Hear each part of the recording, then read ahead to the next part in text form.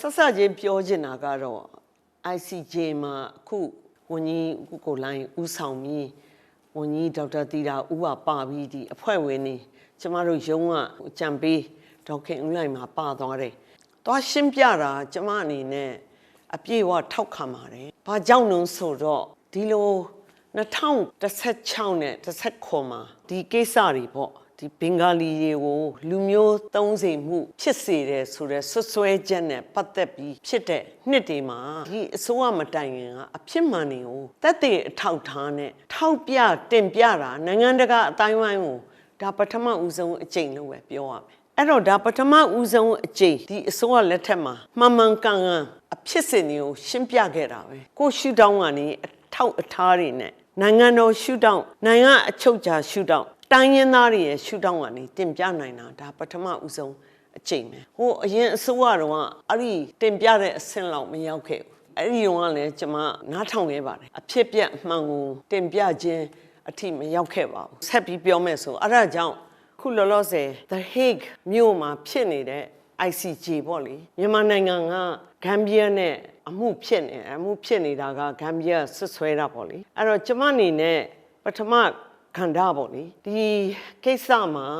အရေးပါအရာရောက်တဲ့ကိုဖီအာနန်ကော်မရှင်နဲ့ပတ်သက်ပြီးနည်းနည်းလေးရှင်းပြခြင်းပါတယ်ကိုဖီအာနန်ဆိုတာကကျမကိုယ်တိုင်လည်းကမ္ဘာကုလသမဂ္ဂမှာလုပ်ခဲ့တော့ကျမသူနဲ့လည်းစကားပြောဦးပါတယ်သူကကုလသမဂ္ဂအတွင်းမှုတွေထဲမှာ9ယောက်မြောက်အတွင်းမှုသူက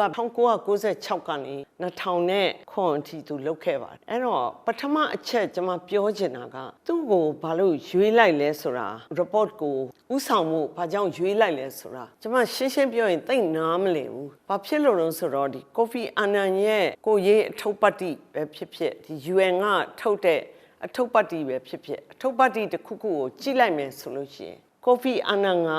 ကုလသမဂ္ဂမှာရှိတဲ့နိုင်ငံတွေရဲ့အချုပ်အခြာအာဏာကိုသိအလေးမထားတဲ့တွေးမှုချုပ်လို့ပဲကျွန်မသုံးသပ်ရမှာပဲဥပမာပြောမယ်ဆိုလို့ရှိရင်ဆာဘီယာတိုင်းပြည်ပေါ့လေသူတိုင်းပြည်တသက်ရှိတာဆာဘီယာတိုင်းပြည်ကိုကော့ဆိုဗိုကိစ္စနဲ့သူတို့ပဋိပက္ခတွေဖြစ်တော့ဒါပြည်တွင်းပဋိပက္ခတိုင်းပြည်တော်တော်များများပြည်တွင်းပဋိပက္ခလို့သတ်မှတ်ထားတယ်။ဘာဖြစ်လို့လဲဆိုကော့ဆိုဗိုကအစ္စလာမ်ဘာသာများတဲ့ပြည်နယ်ဆိုပြီးသူတို့ကခွဲထွက်ချင်တယ်။ခွဲထွက်ချင်တော့တော်တော်များများဥရောပတိုက်ကနိုင်ငံနေရာအဲ့ဒီခွဲထွက်မှုကိုသူတို့အားပေးတယ်ဆာဘီယာနဲ့ဥမာအာရှတိုက်နိုင်ငံတွေဘာတွေကတော့အားမပေးဘူးပေါ့လေအဲ့ဒီအချိန်မှာ UN မှာလည်းသဘောမတူနိုင်ဘူးအတင်းအကျပ်ဝင်တိုက်ဖို့ဆိုတာဆာဘီယာသဘောမတူနိုင်တော့ဘာလို့တော့ဆိုကိုဖီအာနန်ရဲ့ခွင့်ပြုချက်နဲ့အမိန့်အရပဲနေတိုးလိမ်မြန်နေအထူးသဖြင့်အမေရိကန်လိမ်မြန်နေဟာဆာဘီယာကိုဘုံကျဲလိုက်တာ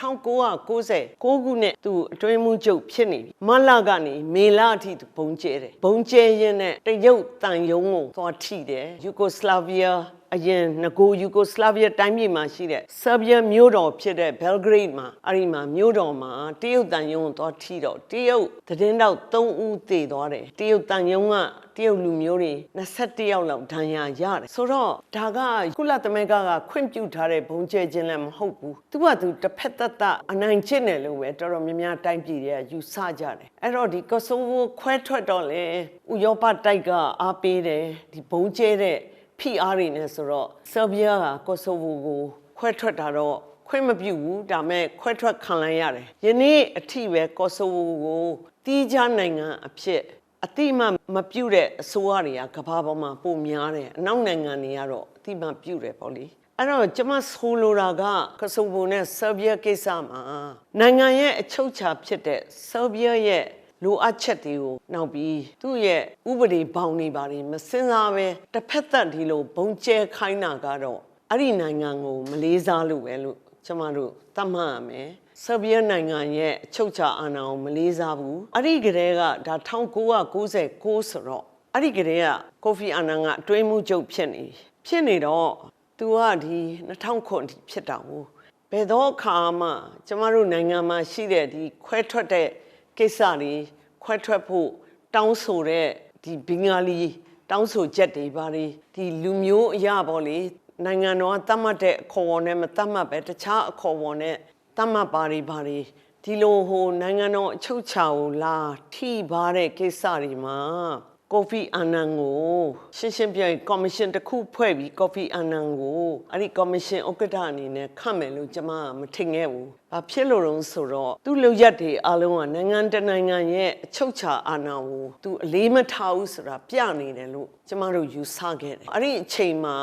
အဲ့ဒီမှာရှိတဲ့အစိုးရပေါ့လေမြန်မာနိုင်ငံအစိုးရကကိုဖီအာနန်ပါဝင်တဲ့ကော်မရှင်ဖွဲ့မယ်ဆိုတော့လွှတ်တော်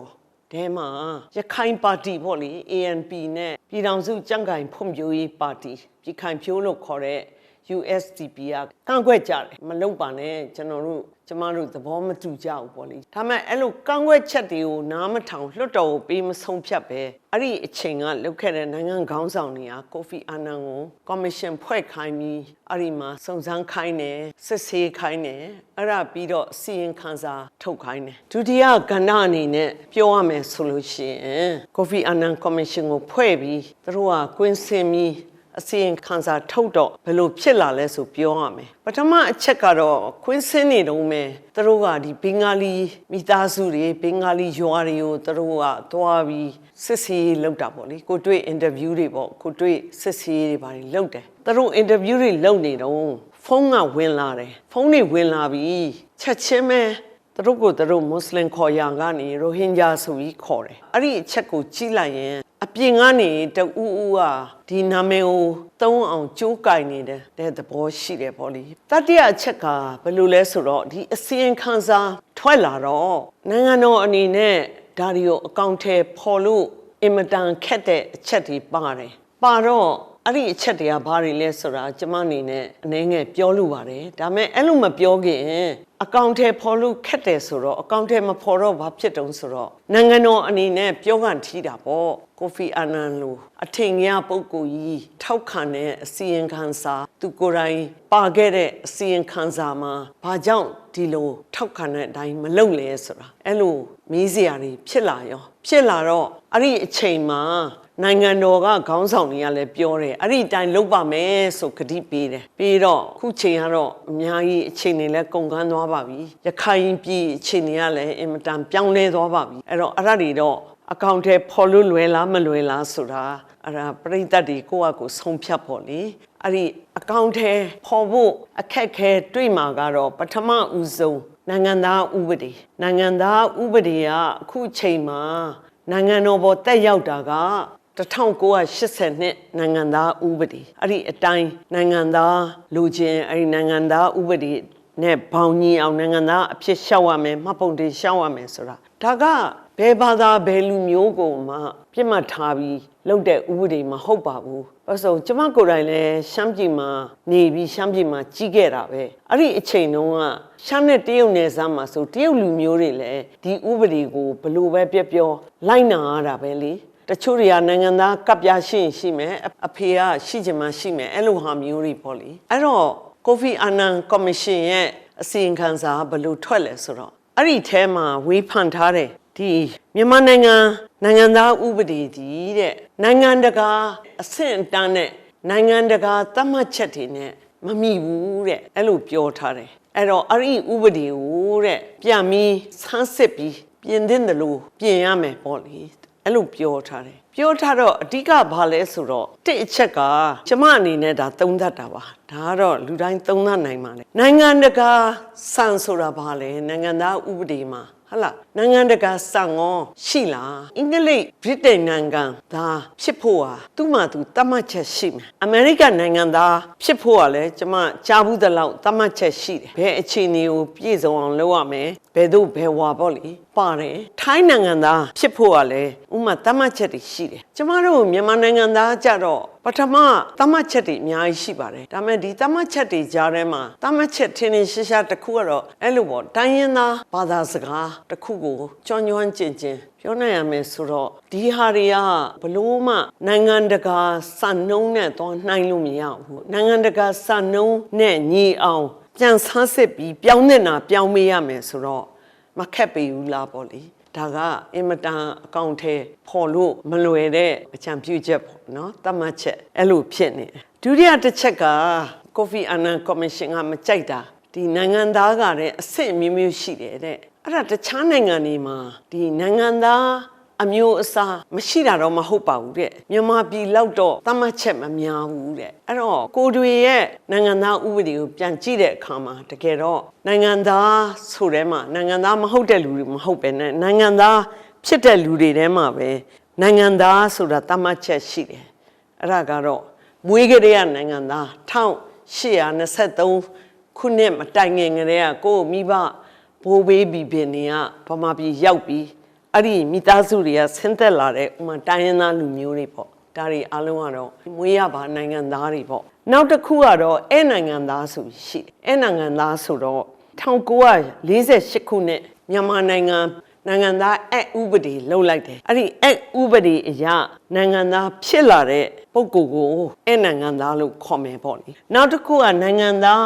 ပြုခွင့်ရသူတဲ့1980နှစ်နိုင်ငံသားဥပဒေနဲ့ရှောက်ထားတဲ့လူတွေပေါ့လေအဲ့လိုဟာမျိုးအမျိုးမျိုးရှိတယ်ပေါ့လေဒါတွေကလည်းဒီနိုင်ငံသားဥပဒေရဲ့တစ်စိတ်တစ်ပိုင်းပဲဆိုတော့ဒါတွေကိုပါပြောင်းပြရမယ်ဆိုတော့လေအမျိုးအစားတွေမရှိအောင်ထားရမယ်ဘာညာပေါ့လေဆိုတော့လေတနိုင်ငံနဲ့တနိုင်ငံမတူဘူးပေါ့လေတချို့နိုင်ငံတွေကနိုင်ငံသားမဟုတ်ဒီလိုနိုင်ငံသားဖြစ်တယ်နဲ့မဖြစ်ဘူးပဲရှိမှာပေါ့တချို့နိုင်ငံနေရလဲနိုင်ငံသားမှာအဆင့်မျိုးရှိတာရှိပါတယ်အဲ့ဒီနှစ်ချက်အနေနဲ့ပဲနိုင်ငံတကာ